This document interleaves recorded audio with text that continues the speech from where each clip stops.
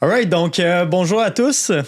Aujourd'hui, on va parler principalement de l'aspect manufacturière de notre société. Pour ce faire, je suis avec Sébastien qui va nous expliquer un petit peu l'envers de la médaille, qu'est-ce qu'on ne voit pas derrière les manufacturiers.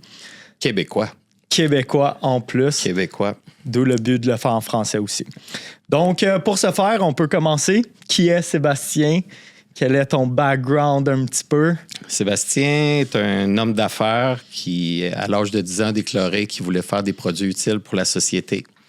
Et ça a guidé tous mes choix professionnels après ça. Nice. Au secondaire, j'aimais bien jouer aux jeux vidéo.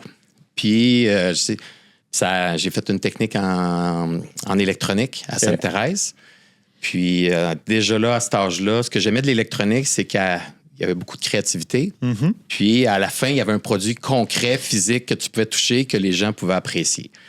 Puis après ça, j'ai continué mon parcours à l'ETS. Okay. Parce que c'était très pratique, très concret. Puis, il y avait des projets intéressants, toujours des produits où je me suis impliqué dans le projet de sous-marin à propulsion humaine. Fait que d'aussi loin que je me rappelle, j'ai toujours aimé faire des produits utiles. J'ai déclaré ça à 10 ans. Je veux faire des produits utiles pour la société un jour. J'aime ça. Puis, dans le fond, tu es devenu ingénieur de profession suite à ça. Pendant ton bac, est-ce que tu as eu des stages qui étaient obligatoires? Est-ce que tu as participé à, dans le fond, des projets autour d'entreprises? Tout à fait. J'ai travaillé... à ce moment-là, c'était pas encore clair si je voulais travailler pour une grande entreprise, une petite, une moyenne. Fait que je me suis servi de mes stages pour faire expérimenter les trois. Nice. Travailler pour une TTE, une petite entreprise. À ce moment-là, j'étais payé salaire minimum. Je faisais une grosse job de conception sur un thermostat d'Hydro-Québec. Okay. Dans le temps qu'on était au thermostat intelligent. Fait que j'ai travaillé là-dessus, puis je faisais toute la programmation de A à Z. Après ça, j'ai travaillé pour une très grande. Là, j'ai pas aimé ça parce que il y avait moins de liberté. C'était très encadrant, puis pas beaucoup de place à l'initiative. Fait que moi, j'ai compris à ce moment-là que moi, la grande entreprise, c'était... C'est pas ça que tu voulais faire. C'est pas ça que je voulais faire dans la vie. Puis la moyenne, j'ai aimé ça parce que là, tu as un bon compromis, un bon équilibre entre... Tu as des ressources, parce que la TTE, tu n'as jamais beaucoup de ressources. Puis la moyenne, au moins, il y a une équipe, il y a des ressources. Donc, j'ai beaucoup aimé la moyenne entreprise. Mais quand j'ai rentré à l'ETS, j'étais même pas rentré à l'ETS, puis je fais une petite... que j'étais déjà... Il y a le Santec, c'est qui est l'incubateur d'entreprises technologiques. Puis à ce moment-là, le fondateur du Santec, c'est M. Fortin, puis je courais après lui dans le corridor de l'école. Je disais « Hey, je veux partir! » Il dit « Sébastien, il dit, tu rentres à l'ETS, t'es pas... » OK, c'était dès le début là, que tu as commencé à courir. La première session, j'étais déjà en train de courir après M. Fortin, puis j'allais dans le corridor, puis il y avait un petit local du Santec à l'ETS. Puis là, il dit « Non, attends. » Il me dit « Non, je veux pas attendre, je veux faire ça tout de suite. » Fait que là, ça fait longtemps là, que je sais que je vais être entrepreneur, puis que je veux lancer des projets, puis des entreprises. Donc, voilà. Cool. Donc, ultimement, tout ça a mené à la création de Rakabot, ton entreprise. Oui, Rakabot n'a pas été la première, comme tu peux... Il y en a eu une que j'avais 26 ans. Tu venais me voir, puis tu disais, Sébastien, j'ai une idée de remote. Puis je faisais de A à Z, c'était comme un bureau de R&D, de recherche et développement. En parallèle, j'avais créé un genre de thermostat pour les poêles à bois, qui est un système de sécurité pour dire quand est-ce qu'on remet du bois, si ça devenait trop chaud, c'était dangereux pour un feu de cheminée, ça sonnait. C'est intéressant. J'ai vu trop grand, trop vite. Bon, puis là, le but, c'est pas ça aujourd'hui, mais je me suis cassé la gueule, vraiment solide. Puis après ça, à 30 ans, j'ai été travailler. Ça a été un coup dur quand même dans mon parcours entrepreneurial, mais beaucoup de leçons, de bonnes leçons. Après ça, j'ai créé un afficheur pour les camions citernes qui s'appelle... la compagnie s'appelle Tekino, mais l'afficheur s'appelle Eagle View. J'ai été au Dragon la saison 1. J'ai eu un deal. Nice. 2 offres. Super intéressant. Je suis super content. Ça a donné un bon show télé. Puis, malheureusement, ça ne s'est pas concrétisé. Puis à ce moment-là, j'ai été travailler pour une compagnie de robotique au centre-ville qui fait un bras robot pour les personnes handicapées, Kinova. Puis, je suis tombé dans une moyenne entreprise avec un produit extraordinaire qui faisait des choses extraordinaires pour les gens. Puis mon côté entrepreneurial a été mis à l'épreuve. J'ai besoin de prendre du recul, puis là, j'arrive à ta question. À tous les matins, je rentrais chez Kinova. Il y avait un arc de cercle de bottes. On était 28 employés. Puis c'était toujours le même problème. Beau loft, super beau décor, un peu comme ici. Mais à tous les matins, quand on rentrait, c'était le chaos, les pieds mouillés. Puis là, j'ai déclaré... Moi, je note toujours mes idées. Nice. Puis voilà. Fait que, et là, j'ai dit, je peux pas croire qu'il y a personne qui a pensé à ça. Mais je l'ai écrit sur un bout de papier parce que peu importe l'idée, surtout quand tu es manufacturier, peu importe l'idée que tu fais, ça demande beaucoup d'énergie puis de ressources. 100%. De tooling, de manufacture. Puis la commercialisation, c'en est... Mais c'était quoi l'idée? Ben, l'idée, c'était de Racabot. Oui, merci. Racabot, dans le fond, c'est la meilleure solution de rangement pour les bottes sales et mouillées. C'est un étagère à chaussures qui permet de gérer les bottes sales et mouillées. Il ramasse l'eau, permet aux semelles de se sécher. C'est unique au monde. Brevet canadien-américain déposé, reçu. Mais à ce moment-là, tu n'avais pas encore le brevet. Ben non. Là, on était même pas au prototype en plywood. Là. Ouais, effectivement, tu voyais l'idée, tu étais dans le condo, beau condo au centre-ville. Tout le monde mettait leurs souliers un petit peu partout. C'était le chaos. Là. Surtout à Montréal, durant l'hiver, on a beaucoup de slush, beaucoup de neige. C'est un petit peu désagréable se promener au centre-ville. Puis, par contre, imagine-toi que tu mets tes souliers dans un rack qui n'a pas été conçu pour faire ça, puis tu les mets en dessous. Ouais, ça coule dedans. Ça t'arrive une fois. Mm-hmm. Ça t'arrive une fois, tu fais OK, plus jamais. Fait que là, les gens ne veulent plus mettre leurs chaussures ou leurs bottes dans le rack. Fait que ça fait le chaos dans l'entrée. Ouais, je vois ça totalement. Mais on est parti du problème. C'est tout le temps ça. Faut qu'il y ait un problème à régler. S'il n'y a pas de problème, comme manufacturier ou comme personne ou entreprise qui crée un produit, ça part toujours du problème. Mm-hmm. La solution est venue par après. Mais l'idée est venue de dire, il y a ce problème-là, qu'est-ce qu'on peut faire pour gérer ça? Puis ça, c'est venu après. OK, j'aime ça. Pour faire juste une petite parenthèse, parce que tu as dit que tu t'es planté drastiquement à l'âge de 26 ans dans une entreprise. Oui. Il y a quand même cette philosophie où est-ce que ton succès est directement lié à tes échecs. Donc, plus tu as échoué et plus ça a été dur, plus tu comprends certaines choses que la majorité des gens ne peuvent pas comprendre. Et après, tu es capable de continuer d'évoluer par-dessus cet échec-là qui augmente tes chances d'une qualité de succès. Exact. Ça rend pas... Tous ces apprentissages-là fait que tu fais toujours beaucoup mieux d'une fois à l'autre. Et effectivement, comment je pourrais dire ça? Même quand tu penses que tu maîtrises puis que tu es au sommet de ton art comme entrepreneur, comme manufacturier, il y a toujours des défis. En fait, le défi reste toujours aussi difficile. Fait que tu as appris énormément de tes premiers échecs. Puis tu es beaucoup meilleur, mais les défis sont toujours là. Mais tu es mieux outillé, définitivement. Puis on dirait que plus tu es outillé, tu gères les plus petits problèmes, qui, en tout cas, au moment que tu les as eus, ils étaient gros. Là, quand tu les as une autre fois, ben, tu es outillé. Fait tu as déjà le pipe wrench pour régler ce problème-là.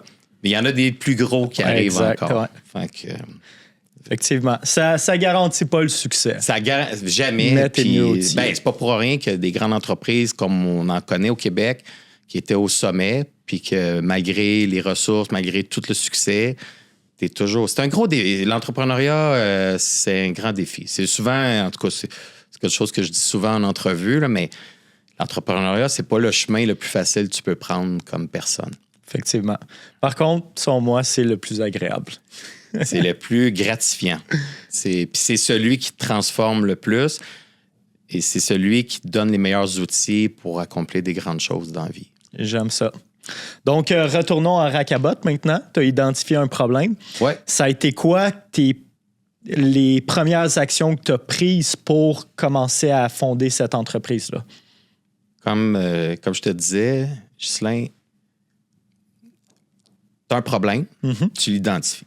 Là, tu dis, OK, comment je réglerais ce problème? Fait que là, tu t'entends des démarches. Moi, au début, Racabot, c'était juste pour le plaisir de bricoler. Fait que j'ai sorti une scie ronde, puis je suis pas très bon. Mon premier rack, comme disait ma femme, il est gros, mais il est laid. T'en vendras jamais un. Je te jure, c'était... Classique. Ah oui, classique. Mais au début, j'ai beaucoup de plaisir à juste identifier les problèmes, les lacunes des solutions actuelles, les tapis ordinaires, les étagères ordinaires. Puis j'ai commencé à bâtir un prototype, puis analyser comment on pourrait le régler. Donc, Après, identifier la compétition ou les solutions qui existent je n'étais pas rendu là. Parce que j'ai décidé de bricoler, parce que je ne voulais pas en faire un projet d'affaires. À l'inverse, mettons que j'avais dit, je fais un projet d'affaires avec ça, l'analyse du marché et de la compétition, je l'aurais fait. Bien, je l'ai fait en analysant les lacunes des produits existants, ça se voulait être ça. Exact. C'était pas une étude de marché ou... Donc, prototype construit, il est gros, il est laid. On fait une première hiver avec, on calcule la grosseur des gobelets, les pentes pour l'écoulement de l'eau, est-ce que ça sèche vraiment, est-ce que c'est... l'été passe, puis là, tu désassembles le rack qui est trop gros, trop laid. Là, l'automne arrive, puis là, ta femme a dit « Il est où le rack? » Ah, OK! Donc, le point, c'est que quand tu crées quelque chose, tu penses toujours qu'on va... Le schéma typique de la personne qui crée un produit est en amour avec son produit, puis parce que toi, tu as le problème, tu penses que tout le monde vit ce problème-là. Fait que ça arrive à ce que tu disais. Après ça, une fois que ton concept marche puis tout ça, c'est de vérifier est-ce que les gens vont vouloir payer pour ce que tu as créé. Parce que tout le monde va te dire que c'est une bonne idée jusqu'à temps de dire « Hey, toi, Ghislain, ouais, t'es-tu tanné? » Ah, ouais, je suis tanné, là. Ma blonde, tout le monde est tanné, là. Je me suis mouillé. Justement, un matin, je me suis mouillé les pieds. Je dis, OK, ben là, regarde, j'ai inventé un rack. Le premier modèle est en stainless, panneau d'acrylique, parce que je visais pas le résidentiel. Je visais les dentistes, les bureaux professionnels. Puis là, elle dit, ouais, mais là... Puis là, souvent, je faisais le test. Ah, qu'est-ce que tu penses de cette idée-là? Ah, ben c'est super bon. Là. Ben, ça coûte 60$. Tu me donnes, ça t'intéresse-tu? Ah, je vais en parler à ma femme, puis je vais faire 3 conseils d'administration familiale, familiaux pour... OK, t'es peut-être pas sur un filon, là. Il était pas vendu réellement. Il était pas vendu. Fait que j'ai commencé avec mon dentiste. Mon dentiste, j'étais arrivé avec... Je pense que j'avais même pas un premier prototype fini. J'étais encore sur le rack en bois. Mais j'ai été voir mon dentiste avant de finir mon rack. Je disais, telle caractéristique du produit... Puis là, on passait point par point. Ça a-tu de la valeur? Le gobelet, tu veux-tu que l'eau reste à la tablette puis que ça s'évapore ou tu veux qu'on enlève l'eau dans le gobelet? Tu veux-tu... est-ce que... j'ai même testé le prix. Je dis, OK, si je te vends le rack 1500$ chaque... ouais, là, j'ai un problème, mais je suis pas prêt à... C'est ça, il est pas si gros que ça. Il est pas si gros que ça. Mais en faisant tout ça, en évaluant le besoin, qu'est-ce que le client est prêt à payer, ça a défini aussi les matériaux, la facilité d'assemblage, etc., etc. Puis là, tu trouves un bon compromis, puis là, tu fais ta première vente. Puis là, tu dis, OK, à tel prix, avec telle caractéristique, es-tu preneur? Puis là, mon dentiste m'a fait un chèque sur le coin du bureau. C'est bon, voici. Il était combien, ce chèque-là? 2000, c'était 850$ du rack. Quand même. Oui, ben c'est ça, c'est les premiers milestones. Il en a acheté 3? Oui, il en a acheté 3. Il en a acheté beaucoup plus après, pour vrai. Là, on a modernisé les racks puis tout ça, mais il a fini par en racheter d'autres par après. Puis les résultats étaient les gens, les clients. Mais moi, j'étais client de mon dentiste. Fait que quand j'allais avec les enfants puis la famille, puis l'idée de Rakabot est partie de là. C'est partout où j'allais avec la famille. Je l'ai eu chez Kinova. Mais moi, avec la famille qui grandissait, j'allais au cours de danse, à la piscine. Puis c'était un problème récurrent. Puis le problème, puis là, à un moment donné, je me suis dit, OK, il faut qu'on fasse de quoi par rapport à ça. Voilà. Puis après ça... c'est quand que tu as décidé d'aller all-in dans Rakabot ou est-ce que tu as enregistré l'entreprise? C'est pas super scientifique, là. Mais c'est-tu avant ou après ta première vente au dentiste? Après les premières ventes, définitivement. La raison pour ça, c'est que... Puis même si tu as des premières ventes, tu peux avoir un mouvement, puis des fois, les gens peuvent acheter. Il y a des clients, il y a des gens qui vont dire...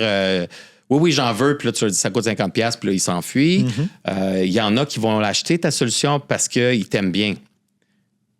Friends and family. C'est ça. Fait que là, ils vont l'acheter, mais pas pour régler un petit peu. Ils l'achètent pas juste pour tes beaux yeux, mais par contre, ils l'achètent pas bien parce qu'ils t'aiment. Fait qu'est-ce que tu peux faire une business rentable et qui va grandir avec ça?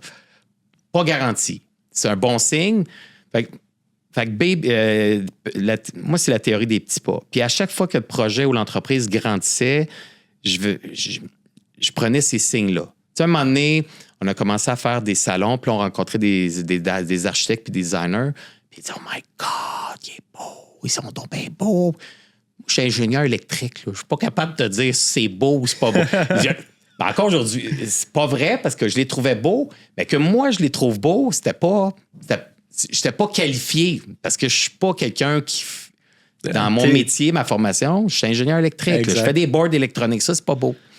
C'est une caractéristique d'ingénieur en général. Il faut que ce soit fonctionnel. C'est ça. C'est la caractéristique numéro 1. Mais comme je suis très centré sur les besoins des clients puis que le produit fit, ça, je pense que c'est un trait fort. Mais je savais qu'il fallait que ça soit beau. Parce que tu as ça dans ton entrée, etc. Fait que j'ai mis l'accent, j'ai mis l'accent là-dessus. Fait que la théorie des petits pas. Puis à un moment donné, pour revenir à ta question, qu'est-ce qui a fait que j'ai été all-in? Toutes ces confirmations-là, des clients qui l'avaient acheté, puis qu'après, tu leur poses, puis t'aimes ça. Je ne reviendrai plus jamais en arrière. Tu sais, quand tu as ce genre, là, tu fais OK. Mais on a quand même fait des gros moves après. Que là, on vendait des modèles commerciaux dans les entreprises comme des dentistes, des bureaux professionnels, etc., etc. Mais notre vision, c'était de faire un modèle abordable en plastique. Okay. À ce moment-là, tes premiers clients étaient principalement du commercial? Oui, 100%. OK, fait qu'il n'y avait aucunement le résidentiel à ce moment-là. Il y a des gens pour qui ils voyaient vraiment... C'était peut-être 80-20. OK. Mais on a fait quand même beaucoup de résidentiels, de gens qui étaient tannés, côté d'acrylique, tablette en inox, qui voulaient ça. Ils l'ont encore, là, ça fait 7 ans, qui ont encore leur racabotte dans leur entrée. Mais on avait du résidentiel qui avait acheté le modèle haut de gamme. OK, c'est quand même cool, puis, ça. Puis un matin, à force de prendre tous ces petits feedbacks-là, à gauche pas à droite, de gens d'affaires, j'ai rencontré M. Paul Laurent, l'inventeur du sauve-pantalon. OK. Dans les étapes. Puis je pense que c'est un point. Puis j'avais été voir M. Laurent, puis qui, lui, avait eu un très grand succès commercial avec le sauve-pantalon. Le sauve-pantalon, c'est québécois. Bonjour, M. Laurent. Puis, M. Laurent, on s'est rencontrés au Carrefour. Puis, je dis, M. Laurent, qu'est-ce que vous pensez de ce concept-là?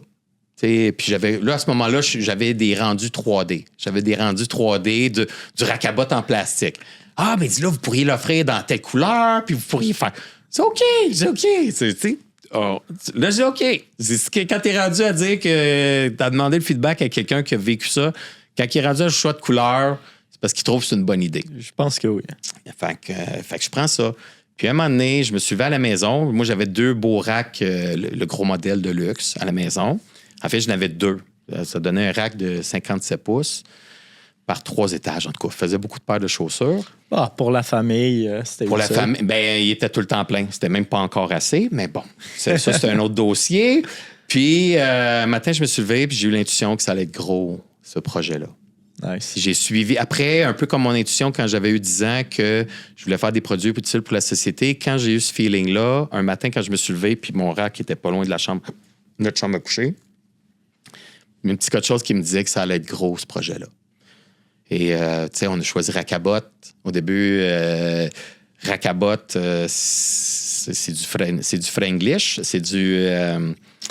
puis c'est très québécois. Puis juste par le nom, etc., etc., je voyais que ça allait s'exporter en Europe. 3 des 10 villes les plus enneigées dans le monde, c'est au Japon. Beaucoup de neige au Japon. Donc, on n'est pas rendu là. Là, on est dans les étapes de conquérir l'Amérique du Nord. Puis le terrain de jeu est assez grand, puis c'est correct comme ça. Mais on a hâte, on ne pourrait pas cacher qu'on a hâte d'aller en Europe. Puis après ça, on va s'attaquer aux gens.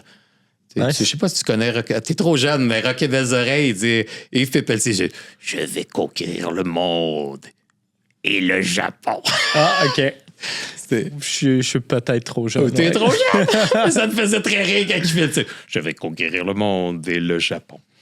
Nice. Donc, là, tu as décidé ensuite de ça de vraiment partir l'entreprise, partir la production, parce que tu avais des modèles 3D, right? Oui, exactement. Donc, ça a été quoi les premiers défis que tu as eus en tant que manufacturier pour commencer à produire et à rendre disponible ta conception? Le premier défi, ce que les gens ne savent pas, c'est qu'exemple, pour lancer le modèle Rakaba de Plastico, qu'on travaille avec, qu'on distribue à travers Edmore, c'est pas juste le seul modèle, mais celui-là, on parlait d'à peu près 65 000 $ de tooling, de moules d'injection. Wow. Ça, c'est en Chine. Ouais, puis c'est pour commencer. Fait qu'imaginez, ici, juste donner des métriques de manufacturier, pour faire des moules d'injection, ici au Québec, on était à 225 000. Tu n'en as pas vendu un. Tu es à 225 000 d'investissement de ta poche. Moi, j'avais vendu mon triplex, tout le procédé, le processus de propriété intellectuelle, marketing, branding, etc.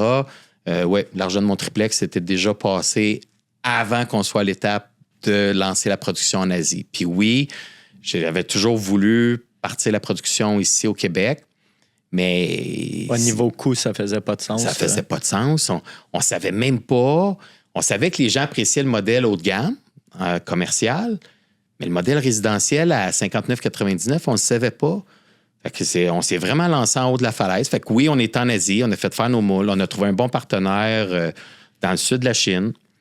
On l'a bien choisi. On avait travaillé avec un agent du Québec qui nous avait introduit là-bas. Okay. Puis honnêtement, notre fournisseur chinois, j'ai rien à redire de négatif par rapport à lui. La qualité est exceptionnelle, l'emballage, etc. Fait que le plus gros défi qu'on avait, c'était de trouver le fond de roulement pour lancer partir la machine. Et c'était quoi les défis de travailler avec un fournisseur dans un autre pays, en Asie principalement? Le cauchemar d'un manufacturier nord-américain ou quelqu'un qui fait faire sa sous-traitance, mais qui est quand même, on est manufacturier, c'est les conteneurs, c'est les bateaux, c'est la logistique, c'est le bateau qui est pogné au port de Vancouver, puis que là, le bateau, il est dans la mer, mais qui n'est pas capable d'accoster. Puis là, tu sais qu'il est à peu près proche de Vancouver. Là, à un moment donné, tu sais qu'il est accosté, mais là, les conteneurs ne sont pas encore débarqués du bateau. Puis à un moment donné, ils sont débarqués du bateau, mais ils ne sont pas encore sur le train. Puis après ça, tu as le train pour les amener à Montréal. La pandémie est arrivée. Le prix des conteneurs est passé de 5 000 $ canadiens à... Hey, on était à combien? C'était 18 000 ou 20 000 $ US wow. Pour le même conteneur. Ça fait les métriques, ça faisait plus de sens. Mais non, totalement. Puis plus les troubles qu'on a eus de logistique, on ne pouvait pas te faire de juste à temps puis tout ça. On s'est posé la question, puis là, on avait fini par recevoir notre matériel. Il y a eu l'embargo des Indiens. En tout cas, on a eu plusieurs défis, là, ça aussi. Là. Les trains ne pouvaient même pas se rendre à Montréal. Ils étaient bloqués par les Amérindiens. En tout cas, à un moment donné, on a fini par avoir notre stock, mais là, c'était l'été. Fait que vous avez manqué une saison complète. On a manqué une saison complète. C'était horrible. C'était horrible. Puis là, on a dit, qu'est-ce qu'on fait? Pandémie arrive, pas capable de parler aux acheteurs d'une grande chaîne. Mais ça, le but, c'est pas de parler de la pandémie, mais il y a eu plusieurs défis. Là, on avait réglé ça. On avait commencé à être capable d'avoir nos produits physiques. La qualité du produit était très bonne. Okay. Et là, on n'avait pas de distributeur. Pas de distributeur. Puis là, puis là, c'était l'été. Pas capable de rejoindre les acheteurs d'une grande chaîne pour avoir un bon distributeur. Mm-hmm. J'ai dit, qu'est-ce qu'on fait? Puis moi, Amazon, c'était en fin de la liste. Vendre sur Amazon. Dans ma tête, si tu vendais sur Amazon, il n'y a personne qui voulait travailler avec toi. Je parle d'un ami d'affaires qui fait des pelles pour enlever la neige sur les toits. Puis j'y demande, je dis, puis toi, qu'est-ce que tu penses de vendre sur Amazon? Ben, Sébastien, il dit, aujourd'hui, avec l'expérience que j'ai, je vendrais tout de suite sur Amazon. Parce que ce qu'Amazon fait, puis pas aller trop long là-dessus, mais ça nous a permis d'avoir des avis. Fait que là, on ne savait pas encore si le modèle en plastique, si les gens allaient le trouver utile, s'ils allaient aimer la qualité, la robustesse, le côté pratique, etc., etc. Fait que là, ça a été une très bonne chose. De vendre sur Amazon, là, c'était probablement le meilleur move. Okay. Mais avant qu'on rentre justement dans tout le développement des canaux de distribution, parce qu'essentiellement, ça permettait ça, Amazon, quel genre d'aide dans la phase initiale, juste pour fermer cette parenthèse-là, t'aurais, toi, apprécié avoir de l'écosystème, autant d'entrepreneuriat que les différentes aides gouvernementaux qui t'auraient vraiment permis de faciliter la mise en production ou juste grossir ton entreprise? Je reviens à ce que tu disais tantôt là, par rapport aux défis. Notre financement, quand j'ai vendu mon triplex, je l'ai investi dans l'entreprise complètement. All in. Mon financement avec notre partenaire a pris beaucoup de temps. Fait que ce délai-là, ça a pris 7 mois ou 8 mois. Oh, wow. J'ai eu le Puis temps. On parlait d'un investissement de combien? 89 000. 89 000. 89 000. 7 mois. Puis, quand même, puis le 89 000 servait de levier pour aller chercher d'autres partenaires, BDC, etc., etc. Ça a pris plus de temps que prévu. Fait que moi, j'ai investi mon équité, je ne veux pas dire brûler, je l'ai investi dans les brevets, la brevetabilité, les brevets, le branding, etc., etc. Puis ce qui est un peu mal fait, c'est qu'une fois que tu as brûlé ton équité, là, je parle aux entrepreneurs, il n'y a plus personne qui veut t'aider. Puis là, tu es toujours à dire, est-ce que je décale mon projet?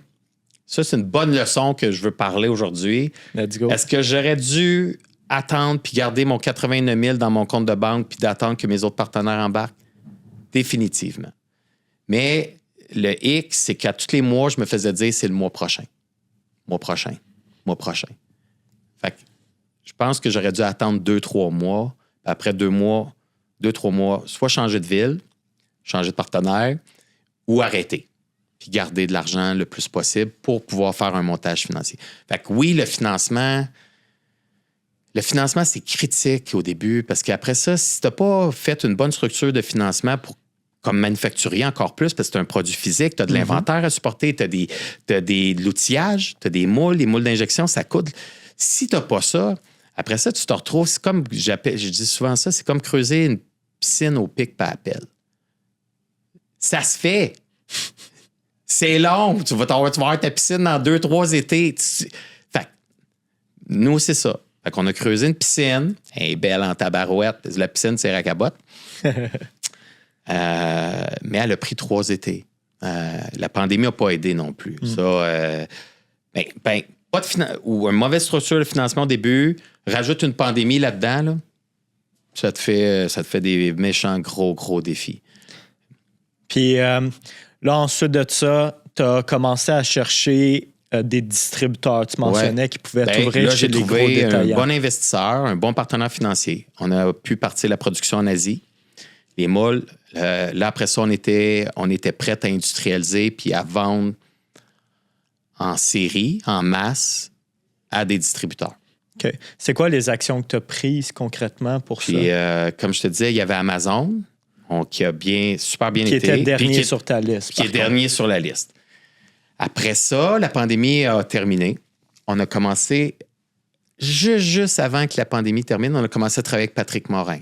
OK. À distribuer nos produits chez Patrick Morin. Puis nous, comme manufacturiers, on n'avait pas encore d'expérience avec le retail, qui est de la distribution. Mais le retail est une bête en soi que les employés sont jeunes, nouveaux. En fait, le point, c'est que le merchandising n'est pas fait toujours dans les règles de l'art. OK. Fait que tu es dans les magasins, les habitudes d'achat ont changé pendant la pandémie. Totalement. Le monsieur de 65 ans ou 60 ans et plus qui ne magasinait jamais sur Amazon a goûté au commerce en ligne et le service est bon, tout est facile, etc., etc. Tous ces gens-là qui étaient habitués au magasin, ils ont commencé à acheter en ligne puis ils ont fait « Wow, c'est donc ben hot ça! J'ai du service, je suis pas content, je le retourne. » Et ça a changé tout. Je reviens à Patrick Morin. Les produits sont placés tout croche. L'étiquette, la boîte est mise à l'envers, ses tablettes. Le démo, il n'est pas mis à la bonne place dans le magasin. Les gens ne le voient pas, il n'est pas vu. Des ventes, Oui, ça, essentiellement, tu étais insatisfait des ventes. Puis ça demande beaucoup d'efforts, faire le tour des magasins. Oui, il y a des agents, il y a des gens qui le font pour nous, puis tout ça, qui peuvent le faire pour nous. On les a pas trouvés. Puis, Patrick Morin n'a pas été un succès, malheureusement. Tu sais, puis pour qu'un détaillant, quand tu veux continuer avec toi, fait que c'est là fou la poule. Le détaillant veut vendre ton produit parce qu'il va en vendre beaucoup. Puis pour en vendre beaucoup, il faut faire beaucoup de publicité. Puis nous, à cause de ce que je parlais du financement des ressources, fonds de roulement, budget publicitaire, notre argent était dans partie le manufacturing. Fait qu'on s'est ramassé à un moment donné que tout nos fonds disponibles avaient été dans les outils, dans l'outillage et dans l'inventaire. Parce qu'en Chine, tu pars pas, tu fais pas faire 100 racabottes, là. T'en fais faire 2500 ou 3500.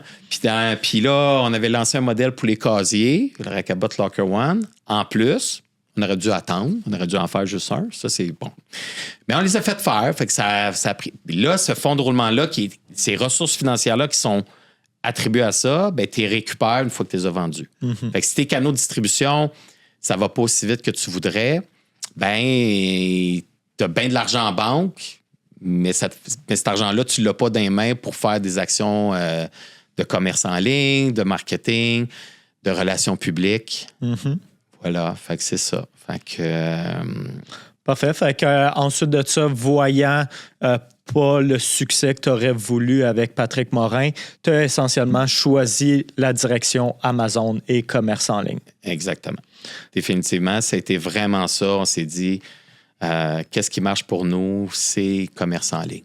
OK. Ben, en fait, initialement, tu as ouvert un compte Amazon. J'imagine que tu as même envoyé tes produits chez Amazon. Tu avais aussi le contrôle de ta page, donc qu'est-ce que les gens voyaient. Tout à fait. Et comment ton produit a commencé à se faire voir chez les clients Amazon? Comment ça a commencé le roulement au début? Ben, on a travaillé avec une agence qui était experte en Amazon. OK. Choisir les mots-clés, tout. Il y a une expertise en soi pour vendre sur Amazon. C'est facile d'afficher puis de vendre un produit sur Amazon, mais pour qu'il soit vu, acheté, comme manufacturier, ce qu'on ne réalise pas, ce qu'on ne sait pas, c'est qu'Amazon fait beaucoup d'argent, pas juste sur la vente du produit, mais sur l'entreposage. Si tu veux que ton produit soit vu par les acheteurs, ben, il faut que tu payes Amazon pour que ton produit, puis nous, dans les racks à chaussures, même si le nôtre, il est très, très bon, puis il est unique au monde, ben si tu es sur la page 3, puis qu'Amazon ne le présente jamais comme option viable à un client, il ne fera pas de vente. Fait que là, on a investi en budget publicitaire. On a, en anglais, c'est les SEO qu'on parle, les Search Engine Optimization, mais sur Amazon, on a fait quelque chose d'un programme Vine. Que Vine, c'est... Tu donnes quasiment tes produits à des clients d'Amazon. Puis en échange, que les clients Amazon font un review. En échange du produit, ils vont te faire un review authentique sur ton produit s'ils l'aiment ou ils ne l'aiment pas. Bon, idéalement, tu espères que si tu leur as donné, qu'ils vont l'aimer. Exact. Mais au moins, tu veux savoir. Tu sais, comme... Tu veux savoir si les gens... Parce que si ton produit, les gens ne l'aiment pas, t'es mieux de le savoir au jour 1 ou, mettons, l'année 1 ou l'année 2 que de travailler pendant 6 ans puis de dépenser de l'argent pour le faire connaître puis d'arriver puis de faire « Ah, ça n'a pas marché. Totalement. Fait que tant qu'à avoir ta claque d'en face, ça fait mal, la claque, mais elle va faire bien moins mal si tu l'as au début qu'à la fin.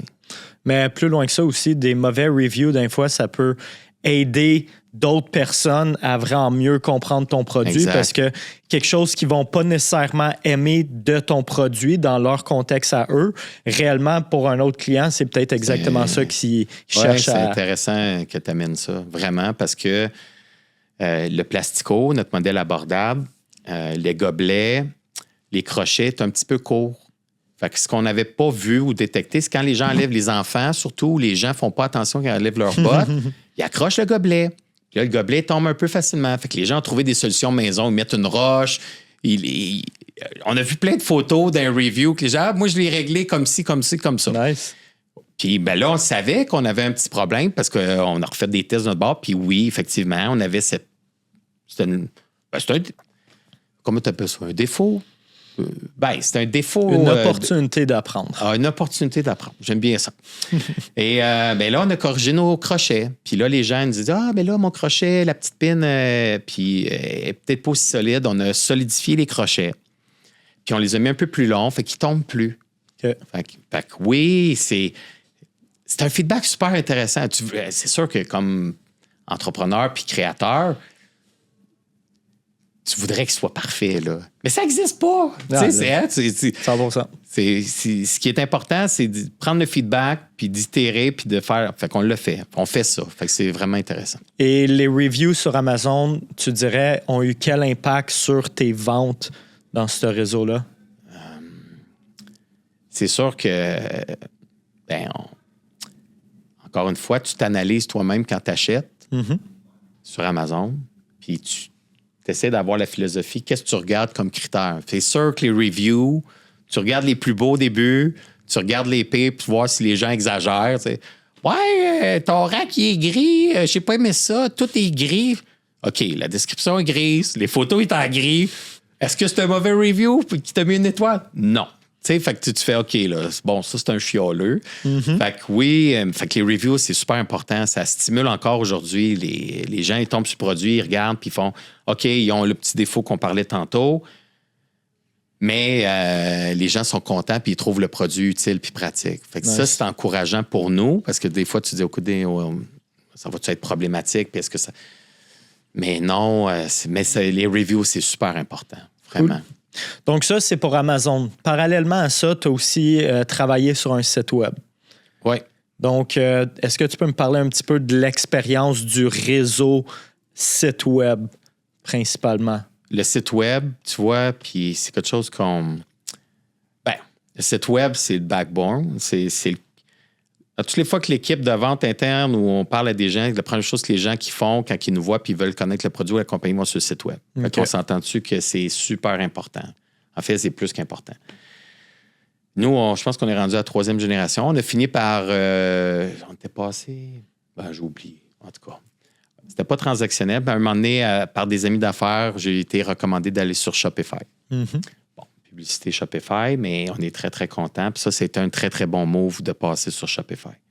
Très bonne plateforme. Ranmar, on a même fait une app pour ça, pour faciliter. On est pleinement intégrés ensemble. Puis nous autres, les ventes rentrent, puis l'expédition passe par Ranmar. Puis là, on arrive à ça, mais c'est merveilleux. Pour vrai, tous les outils ou les intégrations qu'on peut faire avec nos autres partenaires, comme là, on prévoit d'intégrer notre ERP avec Shopify. Nice. Pour que toute l'information, on évite les entrées de données puis tout ça.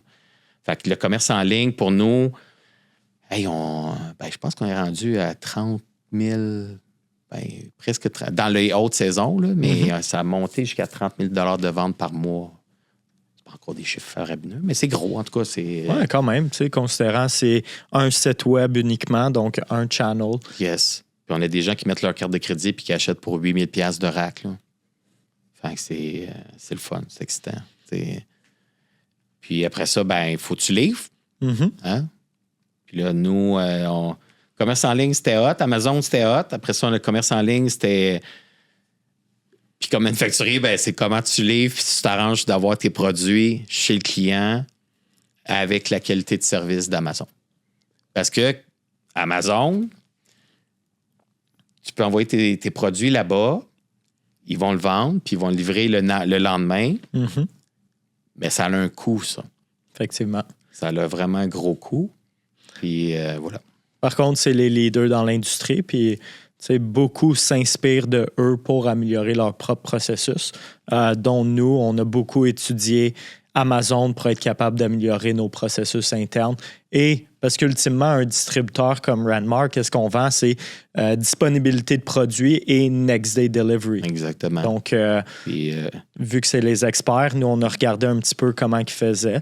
Puis c'est à cause de leur expertise à eux qu'on a développé un algorithme à l'interne qui va positionner stratégiquement l'inventaire en fonction d'où les ventes vont.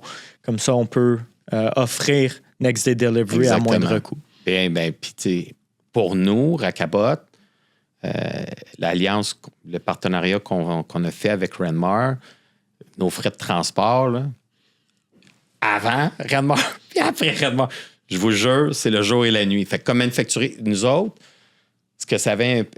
Pour les modèles haut de gamme, pour un rack, pour une grande entreprise à 1000 $, ça a quand même un impact très positif. Mais où est-ce que c'est game changer? C'est pour un rack à 60 $. Avant Ranmar, il y avait beaucoup plus de frais de transport que de produits pour le client. Fait qu'est-ce que ça nuisait à nos ventes? Big time. Là, notre partenariat ensemble, on a presque réduit du tiers nos frais de transport avec vous autres. Nice. C'est majeur. Fait que quelqu'un qui achète un rack à $60, je vous laisse faire vos calculs.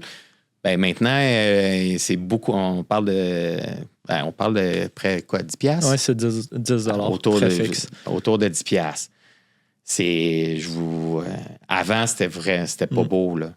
Puis maintenant, vu qu'on a même des produits disponibles dans l'Ouest canadien aussi, ça réduit les délais de transport pour tout ce qui est... Là, avant nous, qu'on vende sur Amazon ou directement avec notre site web ou à travers les revendeurs Renmar, c'est que tout était à Montréal. Fait que quand que j'avais des produits envoyés chez Amazon dans leurs entrepôts, mettons, je l'envoie en fait, à Amazon, tu choisis pas où tu l'envoies. C'est Amazon qui dit où tu l'envoies, là. Tu sais, non, tu dis, moi, je veux l'envoyer à Toronto.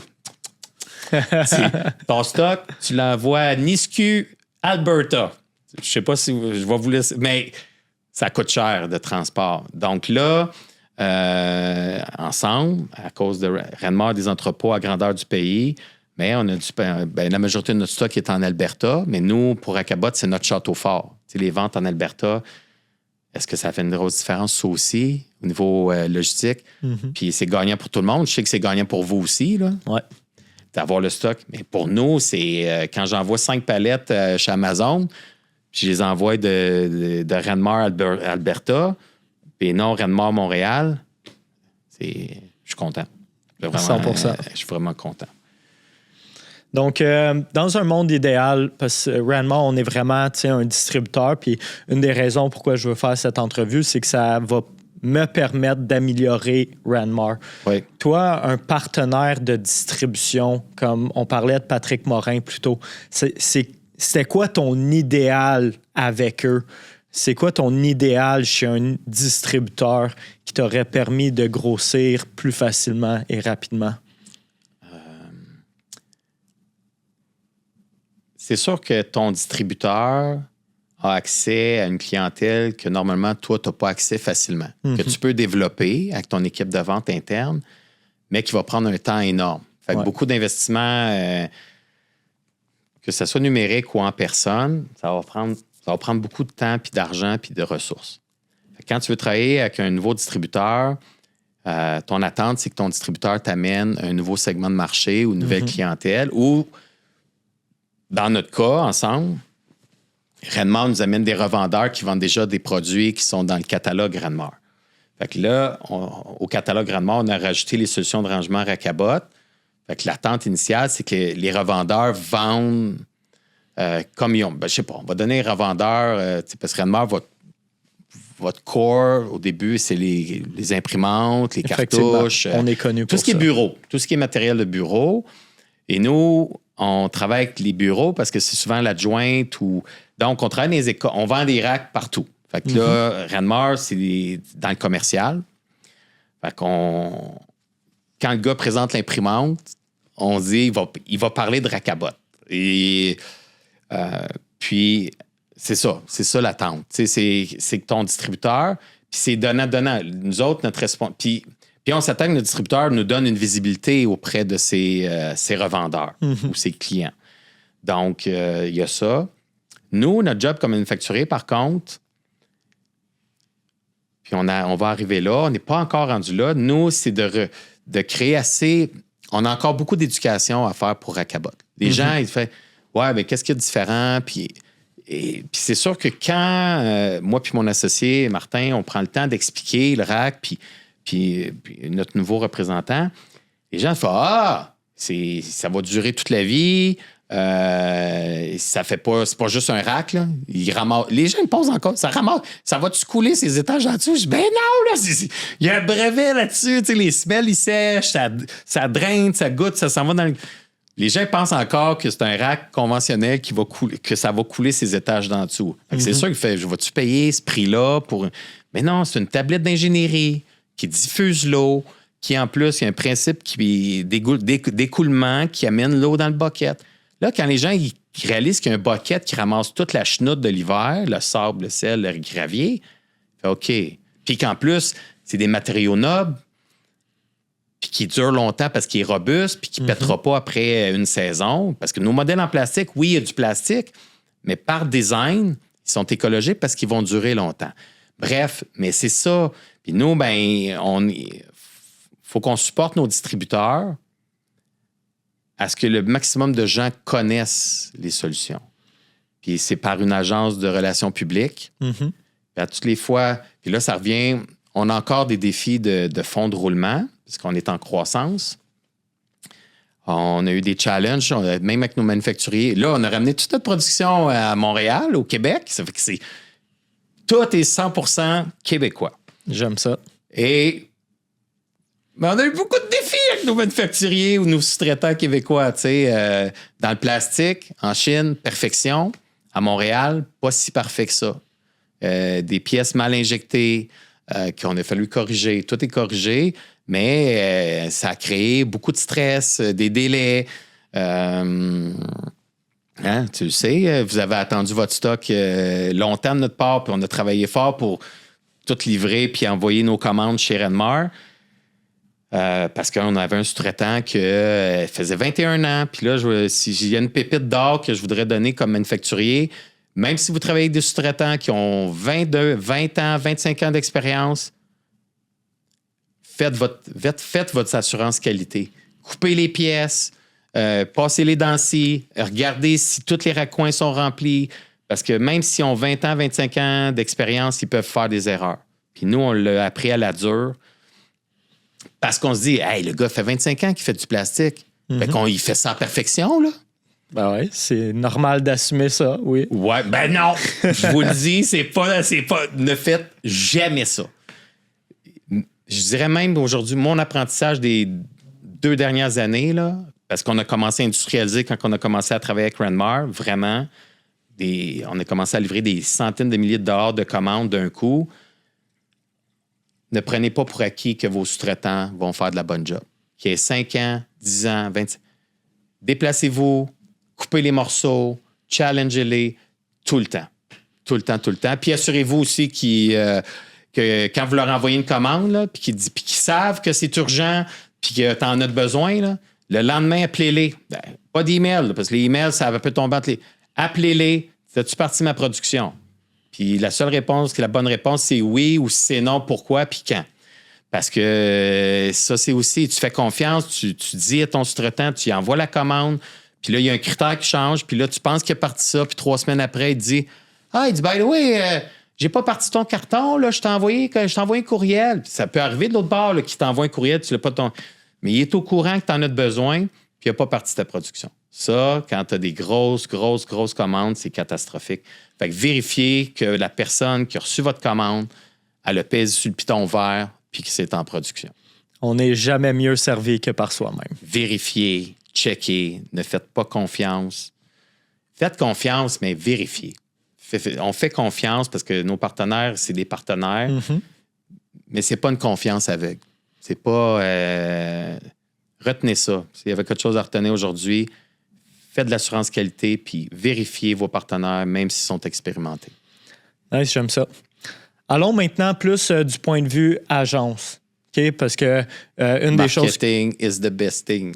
Mais c'est ça, exact. Puis comment difficile c'est pour un manufacturier de développer une expertise autour du marketing, de faire connaître tes produits? Parce que même avec les revendeurs, plus tôt, tu mentionnais que même eux, ils ne comprennent pas nécessairement ton produit et ton offre. Tu sais, le défi qu'on a ensemble, on a réglé beaucoup de choses en collaborant avec Renmar.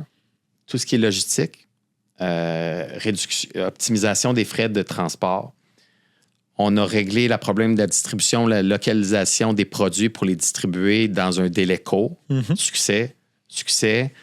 Où est-ce qu'on travaille présentement ensemble?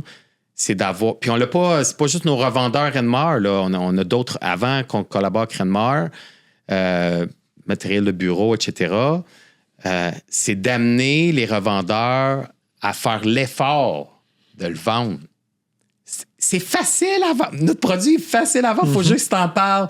T'expliques rapidement 3 concepts de qu'est-ce que ça fait le produit puis qu'est-ce que ça change dans sa vie, d'une école, d'un bureau à 15 employés. C'est un easy sell. Ils vont peut-être dire, pas tout de suite parce que j'ai pas le budget ou tout, mais ils vont réapparaître, ils vont dire, OK, là, le CEO ou le directeur des opérations va faire, ou la secrétaire va dire, OK, là, je suis tanné de passer à la mop, je suis tanné de me mouiller les pieds.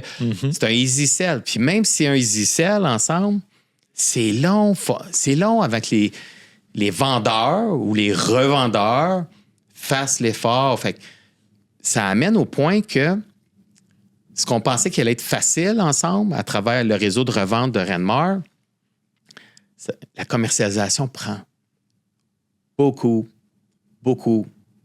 plus de temps que tu as planifié comme chef d'entreprise.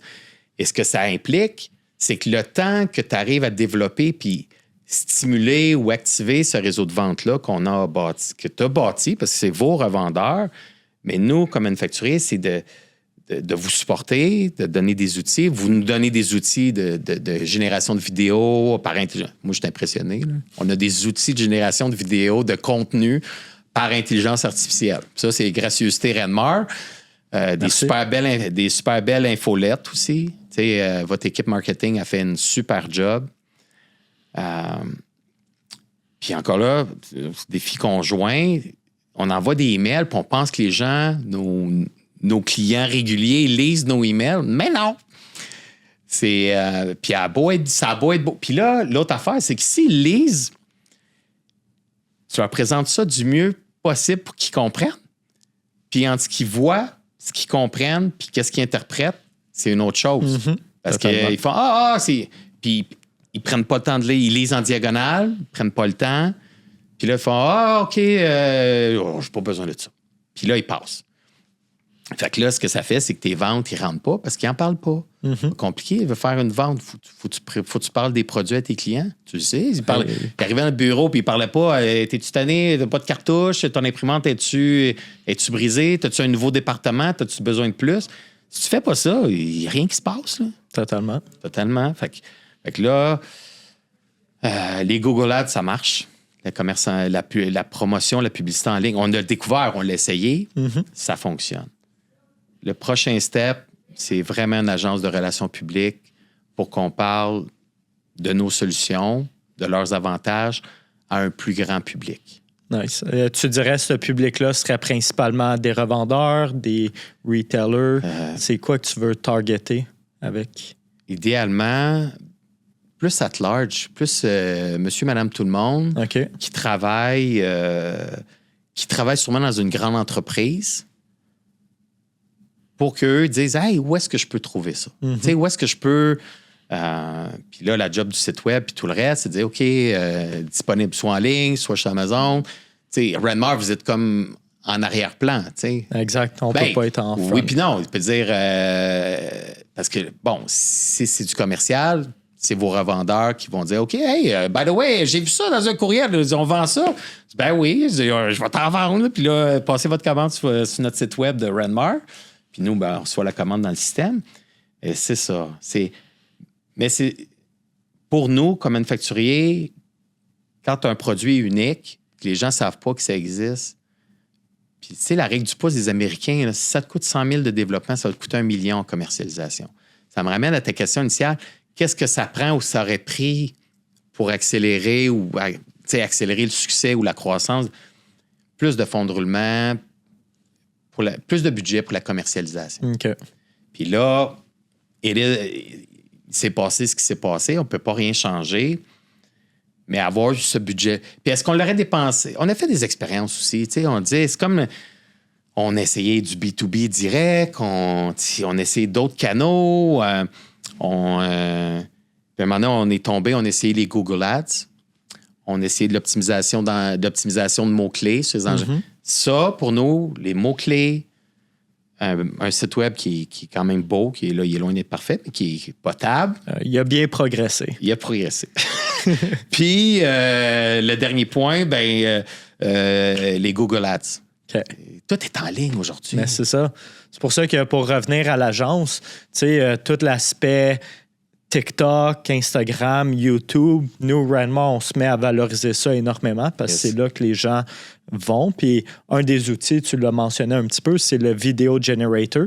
Donc, à partir d'un modèle 3D que Ranmar, aussitôt que le produit vient dans nos entrepôts, on génère un modèle 3D. Le but, c'est qu'ensuite, soit les revendeurs soient capables de générer vraiment le vidéo de leur choix avec le produit de leur choix et leur branding pour qu'ils le prennent et qu'ils puissent le mettre en ligne. Sur leurs réseaux sociaux. On le fait d'ailleurs, tu sais, on le fait. Exact. On fait moi, j'en ai fait plusieurs, j'en ai généré plusieurs. On l'a mis shame on us. Honte à nous, on a commencé TikTok cette année. Non, c'est parfait. On a commencé. Exact. Tu vois, avec les vidéos qu'on a faites avec l'outil de Ranmar, on a fait des ventes aussi loin qu'en Alaska. Moi, ça me sidère. Là. Mais il y a une madame d'Alaska qui veut un post TikTok animé, puis en tout cas, parenthèse, puis j'ai même le copain de ma nièce, j'étais à Mont-Laurier en fin de semaine, va aller voir la famille. Hey, j'ai vu ta vidéo, cool, c'était vraiment cool, tu sais, sur TikTok. Et voilà. Puis sur TikTok, on n'a pas de budget publicitaire encore, c'est vraiment naturel. Mm-hmm. Fait que je fais quoi, c'est ça. Ben, c'est la puissance des réseaux sociaux. Ça prend un. Puis il faut être consistant. C'est ça. Effectivement. Il faut être consistant. Mais ça s'applique à absolument tout dans la vie. Yes. Donc, si tu avais, mot de la fin, un commentaire à retenir de toute la présentation aujourd'hui, quelque chose qui représente Rakabot, les défis que tu as eus, où est-ce que tu vois l'entreprise? Je dirais... Rakabot, on est proche d'une commercialisation à grande échelle, puis une distribution à grande échelle. On est vraiment, vraiment proche. C'est une entrevue intéressante ce que j'aime. Rakabot fait ses produits au Québec. Ils sont distribués avec Ranmar à travers le Canada et à travers les États-Unis. Compagnie québécoise. Effectivement. Tous nos sous-traitants, c'est fabriqué ici. Fait que nos sous-traitants, c'est fait qu'on crée des jobs ici. On crée des jobs de distribution, de logistique ici. Alors, il y a beaucoup. Fait que comme manufacturier,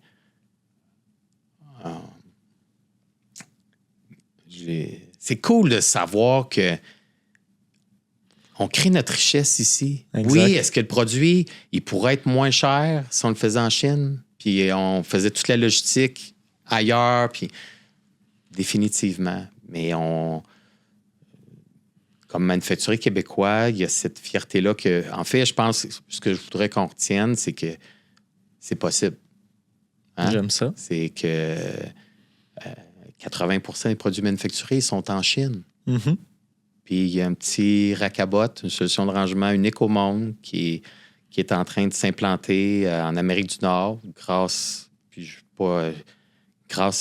suis très reconnaissant de notre alliance, G. Excusez, c'est G. C'est Ghislain, mais c'est notre alliance nous a amené Rakabot à l'autre niveau. T'sais, on n'était pas industrialisé avant de travailler avec vous autres.